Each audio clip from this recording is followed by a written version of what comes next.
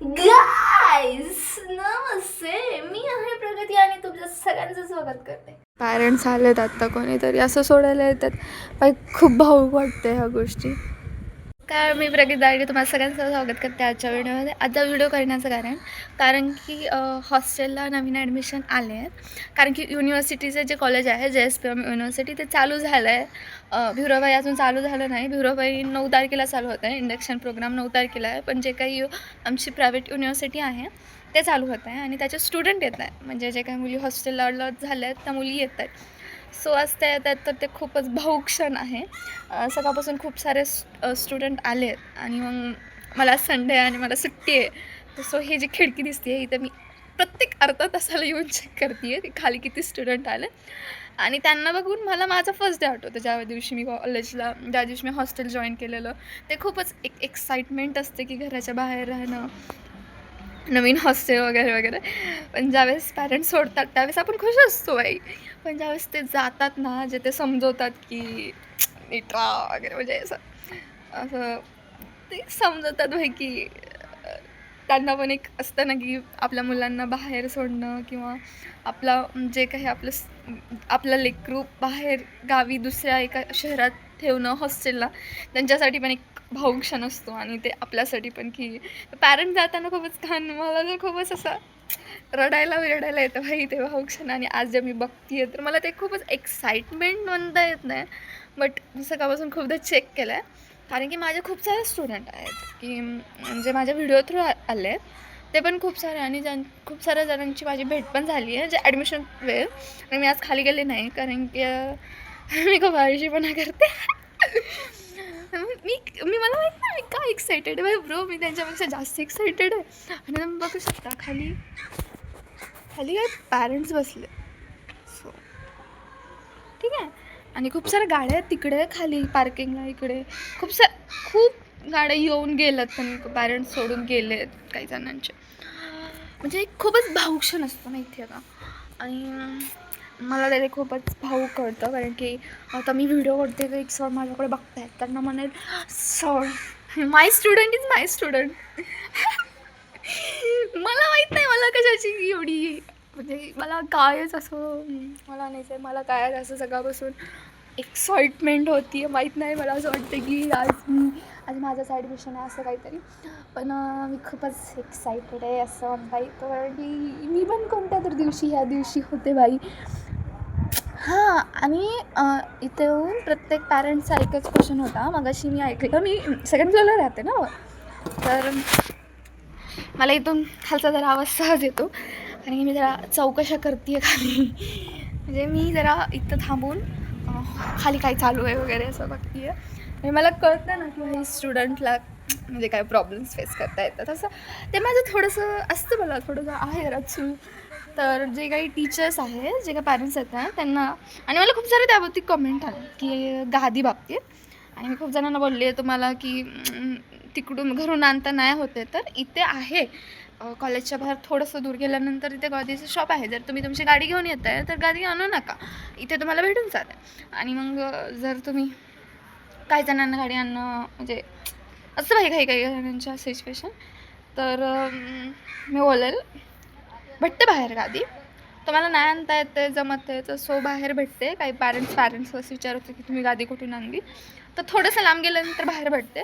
Sir बोलले की तुम्हाला काय अडचण आली तर सांगा. जे काही डायरेक्टर सर आहेत त्यांना सांगा, त्यांना विचारा इथं आल्यानंतर, कारण की भेटते इथे बाहेर तर गादी भेटूच जाईल, त्याचं काय नाही. कॉलेजलाच जॉईन व्हा कारण की तुमचे इंडक्शन प्रोग्राम चालू होणार आहेत. तर तुमच्या इंडक्शन प्रोग्राममध्ये मी व्हिडिओमध्ये सांगितलं इंडक्शन प्रोग्रामला काय असतं. पण मला असं वाटतं इंडक्शन प्रोग्राम जॉईन व्हा कारण की तुम्हाला तुमच्या कॉलेजबद्दल किंवा तुमच्या प्रत्येक गोष्टींबद्दल माहिती भेटत असेल तर आधीच जॉईन व्हा ना. का मिस करताय, काही दिवस तुमच्यासाठी महत्त्वाचे आहेत. इंडक्शन त्याच्यानं खूप नॉलेज भेटतं की तुम्हाला काय केलं पाहिजे, किती गेम्स वगैरे काय गेम्स होतात रे. असं काही नाही तुम्हाला की एक्झाम टाईपमध्ये परीक्षा द्यावं लागेल, इंट्रोडक्शन द्यावं लागेल. खूप साऱ्या जणांचे प्रश्न होते की तिथे इंट्रोडक्शन द्यावं लागेल. बोललं नाही, तुमचं इंट्रोडक्शन नाही द्यायचं. कॉलेज इंट्रोडक्शन देतं त्याचं स्वतःचं, की कॉलेज काय रिप्रेझेंट करतं आहे, कॉलेज म्हणजे कॉलेज तुमच्या एज्युकेशन लाईफमध्ये काय करतं. आता एक क्षण दाखवते तुम्हाला माझ्या बॅक कॅमेऱ्याने बसलं आहेत. सो काय भाऊ क्षण आहे भाई. बाप आपल्या मुलीला सांगतोय की ते बघितल्यावर मला असं मेरे को ऐसा होता है कि धक धक धक धक, क्योंकि मेरे को भी मेरे बाबा छोड़ने आए थे तो भाई रो रही हो तर मी तिच्याकडे जाऊ का? दीदी रडू नकोस, आहे मी इथे ॲज अ सिनियर नाही म्हणजे त्यांची हां मोठी आहे बट त्यांचा कोर्स वेगळा असू शकतो. रडते भाई ती, मला रडायला येता, रडू नका असं.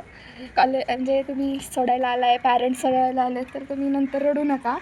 आय थिंक तिचे पप्पा तिला खिशातून पैसे काढून देत आहेत की हे जवळ खर्चायला वगैरे.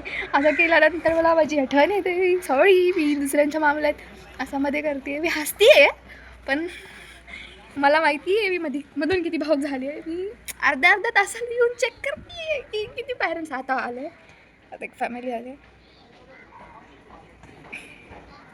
आल्यानंतर काय नाही वाटत. जाताना मग माझे त्यांच्या आधी मलाच रडायला येतं असं म्हणतात. आणि मी अशी बघते मग असं म्हणलं अरे कॅमेरा आहे ना आपल्याकडे, कॅमेरावर सांगावं. म्हणजे तुम्हाला पण सांगते मी हे की पॅरेंट्स सोडायला येत आहेत ना, तर भाई तुम्ही असं त्यांच्यासमोर रडू नका, कारण की तुमच्यापेक्षा जास्त त्यांना टेन्शन असतो गाईज. आता एक गाडी आली आहे खाली, मला दिसते नाही माहीत नाही मला. आणि माझा बॅक कॅमेरा चालू केला मी आता. ते घरी आले पॅरेंट्स झाले आणि आता ते सोडतात खुशीने, सगळं होतं. मी ते खाली बसून देते कारण की मला माझे सर बघतील हॉस्टेलचे जे काही आहेत डायरेक्टर वगैरे कॉलेजचे. आता ती गाडी आली आहे, तुम्ही येता हसत खेळत येत. मग जाताना जे रडून जाताना त्याच्याबद्दल ऑब्जेक्शन आहे मला. हां, आणि जे गाडीचं सांगितलं त्याला नोट डाऊन करा की गाडी तुम्हाला भेटते आहे, तर येताना तुम्हाला म्हणजे आता नाही जमली तर तुम्ही इथे घेऊ शकता. आणि राहिला प्रश्न तुमच्या हॉस्टेलचा, असं तुम्ही जॉईंट होत आहेत काही स्टुडंट, तर मीच भाऊ होते त्यांच्या आधी. गाईज रडू नका बरं, मी व्हिडिओ चालू केलेला त्याच्यासाठी. गाईज रडू नका हॉस्टेलला जाताना, फक्त मुली खूपच भाऊक होतात मला माहिती आहे. ते आता मी एक फुटेज दाखवलं ना तुम्हाला, ते मुलगी आणि वडील बोलत होते, तर ती मुलगी रडत पण होती. तिच्या पप्पांनी तिला आता जाताना, कारण की तिचे पप्पा निघाले असते तिच्यावर, तर तिच्या पप्पांनी त्यांच्या खिशातून तिला काही जे पैसे काढून दिले ते बघून मला माझा क्षण आठवलं. मला पण असंच काहीतरी केलं होतं. तेव्हा माझ्याकडे फोनपे नव्हतं ना, त्याच्यामुळे माझ्याकडे त्या फॅनपे होता, फॅनपे. हां, पण गाईज पैसे is not matter, emotions is matter. English is थोडं कच्चा बट इमोशन्स. हे बघा हे आता पॅरेंट्स आलेत, ते तुम्हाला मी ब्लर सिच्युएशनमध्ये दाखवेल कारण कोणाचा चेहरा आला आणि नंतर त्याच मुलीने बघितला.